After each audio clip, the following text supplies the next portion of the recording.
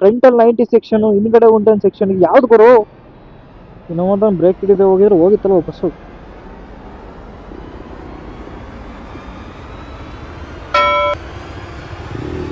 ಕಾಯಿನಕ್ಕೆ ನಾಯಿ ಹಿಂದೆ ಬಂದ್ಬಿಡೋದ. ಸೊ ಈ ಗಾಡಿದು ಡೀಟೇಲ್ಸ್ ಹೇಳ್ಬೇಕು ಅಂತಂದ್ರೆ ಈ ಕ್ಯಾಮ್ರಾದಲ್ಲಿ ಹೇಳಕ್ಕಾಗತ್ತಿಲ್ಲ, ಫೋನ್ ಕ್ಯಾಮ್ರಾದಲ್ಲಿ ಹೇಳ್ತೀನಿ, ಯಾಕಂದ್ರೆ ಇದ್ರಲ್ಲಿ ಕರೆಕ್ಟಾಗಿ ತೋರಿಸೋದಿಲ್ಲ. ಸೊ ಬನ್ನಿ ಫೋನ್ ಕ್ಯಾಮ್ರಾಗೆ ಶಿಫ್ಟ್ ಆಗೋಣ. ನಾವು ಇವತ್ತು ರಿವ್ಯೂ ಮಾಡ್ತಾ ಇರೋದು ಟಿವಿಎಸ್ ಅಪಾಚಿ RTR 160 ವಿನ. ವಿಡಿಯೋ ಶುರು ಆಗೋಕ್ಕಿಂತ ಮುಂಚೆನೆ ಹೇಳ್ಬಿಡ್ತೀನಿ, ಇಟ್ಸ್ ಮೈ ಓನ್ ಬೈಕ್, ನನ್ ಓನ್ ಮನಿ ಇದು. ಬನ್ನಿ ಬನ್ನಿ ಬನ್ನಿ ಬನ್ನಿ. ಗಾಡಿನ ಡೀಟೇಲ್ ಆಗಿ ನೋಡೋಕ್ಕಿಂತ ಮುಂಚೆ ಗಾಡಿದು ಡೀಟೇಲ್ಸ್ ಹೇಳ್ಬಿಡ್ತೀನಿ. ಯಾವುದೇ ಗಾಡಿ ತಗೊಂಡ್ರು ಮೈನ್ ಬರೋದು ಬೈಕ್ ಅಲ್ಲಿ ಇಂಜಿನ್. ಈ ಬೈಕ್ ಅಲ್ಲಿ 159.7cc liquid cooled plus air cooled engine ಇದೆ. ಲಿಕ್ವಿಡ್ ಕೂಲ್ಡ್ ಅಂದ್ರೆ ಗೊತ್ತು, ಏರ್ ಕೂಲ್ಡ್ ಅಂದ್ರೆ ಏನಿಲ್ಲ, ಇಲ್ಲೊಂದು ಪೈಪ್ ಕೊಟ್ಟಿದ್ದಾರೆ, ಇಲ್ಲಿಂದ ಏರ್ ಪಾಸ್ ಆಗ್ತದೆ. ನೆಕ್ಸ್ಟ್ ಇಲ್ಲಿಂದ ಬಂದು ಇಂಜಿನ್ ತಾಗಿ ತಾಗಿ ತಾಗಿ ಇಂಜಿನ್ ಹೀಟ್ ಮಾಡದಿರೋ ತರ ತಡೆಯುತ್ತೆ. ಬಟ್ ಇವ್ರು ಏನೇ ಲಿಕ್ವಿಡ್ ಪ್ಲಸ್ ಏರ್ ಕೂಲ್ ಕೊಟ್ಟರು ಗಾಡಿ ಹೀಟ್ ಆಗೇ ಆಗುತ್ತೆ. ಈ ಗಾಡಿದು ತೂಕ ಅಥವಾ ಈ ಗಾಡಿದು ವೇಟ್ ಎಷ್ಟು ಅನ್ನೋದಾದ್ರೆ, ಈ ಗಾಡಿ ಆಲ್ಮೋಸ್ಟ್ 144 kg ಇದೆ. ಸೀಟ್ ಹೈಟ್ ನೋಡೋದಾದ್ರೆ 800 mm ಇದೆ ಗುರು. ಆಲ್ಮೋಸ್ಟ್ ಆಫ್ ರೋಡ್ ಇಷ್ಟೇ ಇದೆ. ಆಫ್ ರೋಡ್ ನೆಕ್ಸ್ಟ್ 900 ಹತ್ರ ಏನೋ ಇರ್ತದಲ್ವಾ, ಕಮೆಂಟ್ ಮಾಡಿ. ಸೊ ನೀವು ಗಾಡಿನ ಡೀಟೇಲ್ ಆಗಿ ಅಬ್ಸರ್ವ್ ಮಾಡಿದ್ರೆ ನಿಮ್ಗೆ 2 ಡಿಸ್ಕ್ ಕಾಣ್ತಾ ಇದೆ. ಇದು dual channel ABS with disc ಇದೆ. ಫ್ರಂಟ್ ಟು ಬ್ಯಾಕ್ 2 ABS ಬರ್ತದೆ, ಫ್ರಂಟ್ ಟು ಬ್ಯಾಕ್ 2ರಲ್ಲೂ ಡಿಸ್ಕ್ ಇದೆ. ಇದರಲ್ಲಿ ಟೆಲಿಸ್ಕೋಪಿಕ್ ಸಸ್ಪೆನ್ಷನ್ ಇದೆ. ನಾನು ತಗೊಂಡು 4 ತಿಂಗಳಾದ್ಮೇಲೆ UST4 ಸಸ್ಪೆನ್ಷನ್ ಅಂತ ಕೊಟ್ರು. ಅದ್ ಬಿಟ್ರೆ ಇದರಲ್ಲಿ ಡ್ಯುಯಲ್ ಸಸ್ಪೆನ್ಷನ್ ಇಲ್ಲ, ಹಿಂದ್ಗಡೆ ಮೋನೋ ಸಸ್ಪೆನ್ಷನ್ ಅಷ್ಟೇ ಇರೋದು. ಅದಕ್ಕೂ ಆಯಿಲ್ ಕೊಟ್ಟಿದ್ದಾರೆ ಸ್ಮೂತ್ ಆಗಿ ವರ್ಕ್ ಆಗ್ಲಿ ಅಂತ. ಇರ್ಲಿ ಬಿಡುನಾ. ಎಕ್ಸಾಸ್ಟ್ ಅಲ್ಲಿ 2 ತೂತ ಬರ್ತಾ ಇತ್ತು, ಈಗ 1 ತೂತ ಬರ್ತಾ ಇದೆ. ಯಾಕೆ? ಬ್ಯಾಕ್ ಟೈರ್ ನಿಮಗೆ 70/110 ಸೆಕ್ಷನ್ ಟೈರ್ ಕೊಟ್ಟಿದ್ದಾರೆ ಸೀಟ್ ಇಂದು. ಈ ಕಿವಿಲಿ ಗುಗ್ಗೆ ಪಗ್ಗೆ ಇದ್ರೆ ನೀಟಾಗಿ ಕೇಳೋದೇ ಇಲ್ಲ. 70/110 ಸೆಕ್ಷನ್ ಟೈರ್ ಕೊಟ್ಟಿದ್ದಾರೆ. ಹಾಗೆ ಫ್ರಂಟ್ ಅಲ್ಲೂ ಅಷ್ಟೇ 90/90 ಸೆಕ್ಷನ್ ಟೈರ್ ಇದೆ. ಬಟ್ ಆಕ್ಚುಲಿ 160 ಗಾಡಿಗೆ ತುಂಬಾ ಕಮ್ಮಿ ಆಯ್ತು ಗುರು. ಒಂಥರ ಏನಾಗಿದೆ ಅಂದ್ರೆ ಬಾಡಿ ದೊಡ್ಡದಾಗಿದೆ, ಸೈಕಲ್ ಟೈರ್ ಕೊಟ್ಟಂಗ್ ಕೊಟ್ಟಿದ್ದಾನೆ. ನನಗೆ ಅದೊಂದೇ ಇಷ್ಟ ಆಗ್ಲಿಲ್ಲ. ನಮ್ ಕೈಗೆ ಸಿಗಾಕೊಂಡ್ರೆ ಬಿಡಿ, ಅವ್ರನ್ನ ಪೈಸಾ ಮಾಡಿ ಕಳ್ಸಿಬಿಟ್ಟಿದೀವಿ ಅವ್ರನ್ನೆಲ್ಲರೂ. ಅದು ಬಿಟ್ರೆ ನಿಮ್ಗೆ ಇದ್ರದ್ದು ಫ್ಯೂಲ್ ಟ್ಯಾಂಕ್ ಕೆಪಾಸಿಟಿ ನೋಡೋದಾದ್ರೆ 12 ಲೀಟರ್ ಇದೆ.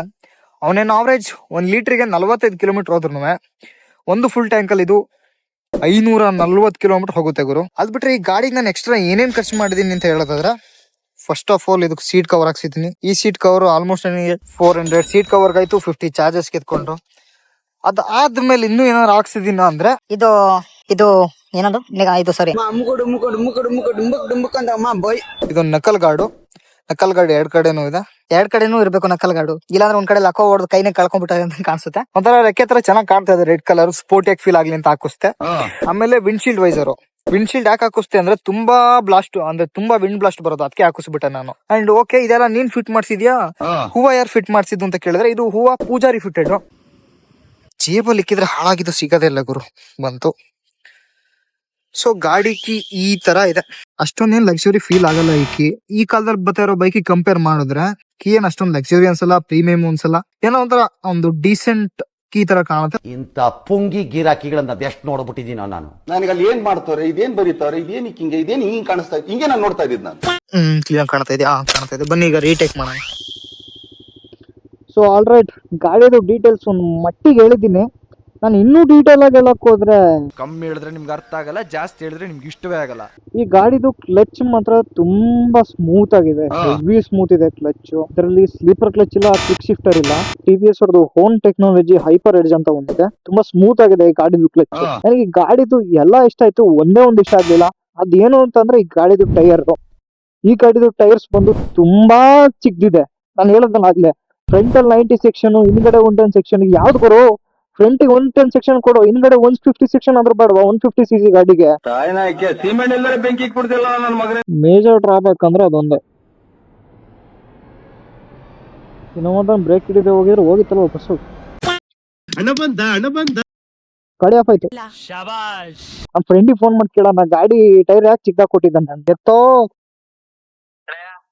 ಅಲ್ಲ ಗುರು, ಅಲ್ಲ ನಾನು ವಿಡಿಯೋ ಮಾಡ್ತಾ ಇದ್ದೆ. ನನಗೆ ಉಸಿರು ಕಟ್ಟಿ ಸತ್ತೋದಂಗ ನೀವ್ ಹೇಳಿದ್ದೇನು ಮಾತಾಡಿ ಏನು ಮಾಡಿಲ್ಲ. ನನಗೆ ಒಂದ್ ಕ್ವಶನ್ ಬಂತು.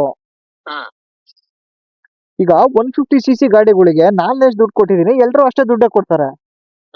ಬಟ್ ಆದ್ರೂ ಟೈರ್ ಯಾಕೆ ನನ್ ಸಣ್ಣ ಕೊಟ್ಟವ್ರೆ? ಈ ಏನಾದ್ರು ಏನೋ ಕಾಮಿಡಿಯಾಗಿ ಹೇಳ.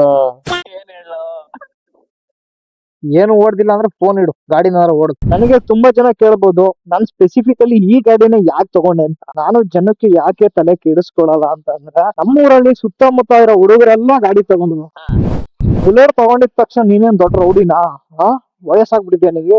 NS ತಗೊಂಡಿದ್ರು, NS ತಗೊಂಡಿರೋರ್ಗೆಲ್ಲ ಏನ್ ನೀನ್ ಶೋಕಿ ಮಾಡಕ್ ಹೋಗ್ತೀಯಾ ಕಾಲೇಜ್ಗೆ ಅಂದ್ರು. ಅದ್ರ ಜೊತೆ KTM ತುಂಬಾ ಜನ ಎತ್ಕೊಂಡ್ ಬಂದ್ಬಿಟ್ರು, ನೀನ್ KTM ತಗೊಂಡಿದ್ಯಾ, ನೀನು ನಂಬರ್ 1 ಚಪ್ರಿ ನಮ್ಮೂರಲ್ಲಿ ಅಂತ ಹೇಳಿದ್ರು. ಅಪ್ಪಾಚಿ 160 2V ಬರ್ತದೆ, ವೈಟ್ ಅಂಡ್ ರೆಡ್ ಕಲರ್ ಅಲ್ಲಿ. ನೀನೇನು ದೊಡ್ಡ ಪೊಲೀಸ್ ಆಫೀಸರ್ ತಗೊಂಡಿದ್ಯಾ ಅಂತಾರೆ. ಮೋರಲ್ ಆಫ್ ದ ಸ್ಟೋರಿ, ನಾನ್ ಜನಕ್ಕೋಸ್ಕರ ಗಾಡಿ ತಗೊಂಡಿಲ್ಲ, ನಾನ್ ನನಗೋಸ್ಕರ ಗಾಡಿ ತಗೊಂಡಿರೋದು. ನನಗೇನ್ ಬೇಕು ನಾನು ಅದನ್ನೇ ಮಾಡ್ತೀನಿ. ಅರ್ಬನ್ ಮೋಡಲ್ ಒಂದ್ಸಲ ಬ್ರೇಕ್ ಟೆಸ್ಟ್ ಮಾಡೋಣ, ಅದ್ರ ಜೊತೆ ರೈನ್ ಮೋಡಲ್ ಒಂದ್ಸಲ ಚೆಕ್ ಮಾಡೋಣ. ರೈನ್ ಮೋಡಲ್ ಯಾಕೆ ಅಂತಂದ್ರೆ, ರೈನ್ ಮೋಡಲ್ಲಿ ಇದ್ರದ್ದು ABS 100% ಅಕ್ಯುರೇಟ್ ಆಗಿರುತ್ತೆ. ಸೊ ನಾವು ಅದನ್ನ ಚೆಕ್ ಮಾಡ್ಲೇಬೇಕಲ್ವಾ. ಬ್ರೇಕ್ ಟೆಸ್ಟ್ ಅಲ್ಲಿ ನಾವು ಸ್ಪೀಡ್ ನ 60 ಇಟ್ಟಿರೋಣ. 60 ಯಾಕೆ ಅಂದ್ರೆ ಇದರಲ್ಲಿರೋದು 5 speed manual transmission. I mean 5 gear ಇದೆ ಗುರು. ಈ ಕಿವಿಲಿ ಗುಗ್ಗೆ ಪಗ್ಗೆ ಇದ್ರೆ ನೀಟಾಗಿ ಕೇಳೋದೇ ಇಲ್ಲ. ಏನಂದೆ ಇನ್ನೊಂದ್ಸಲ 5 ಗೇರ್ ಇದೆ ಗುರು. ತಾಯಿನಾಯ್ಕೆ ಸೀಮೆಣ್ಣೆ ಎಲ್ಲರ ಬೆಂಕಿ ಇಟ್ಬಿಡ್ತಿಲ್ಲ ನನ್ನ ಮಗನೇ, ನೀನು ಎಷ್ಟು ಜನ ಕೊಟ್ಟಿದ್ದೆ ನೀನು? ಸೊ ಅರ್ಬನ್ ಮೋಡಲ್ 60 ಇದೆ, 62 63 ಅಲ್ಲಿ ಇದೆ. ಬ್ರೇಕ್ ಹಿಡಿದು ನೋಡೋಣ ಒಂದ್ಸಲ. ಈ ಕಡೆ ಸಿಗ್ನಲ್ ಹಾಕಿ ಲೆಫ್ಟ್ಗೆ.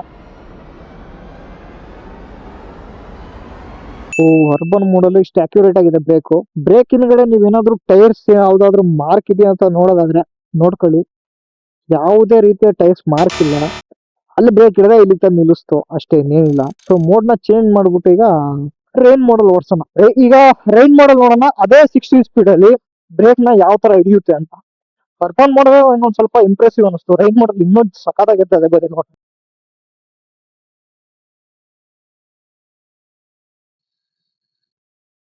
ಜಾರೋ ಸೀನೇ ಇಲ್ಲ ಗುರು ಗಾಡಿಲಿ.